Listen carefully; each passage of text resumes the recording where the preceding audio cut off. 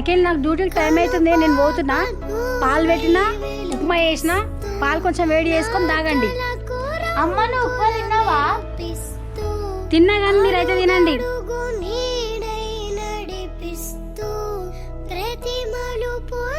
అమ్మా happy mother's day అమ్మా.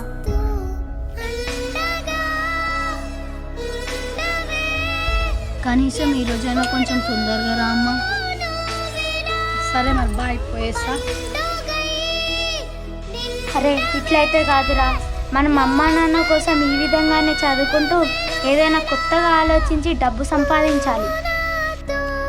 అవునక్క, నిజంగా మనం తప్పకుండా ట్రై చేద్దాం.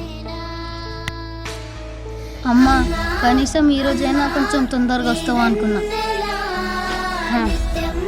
డాడీకి ఆరోగ్యం బాగుపడేదాకా ఈ కష్టం మనకి ఇంకా తప్పవు అంతే.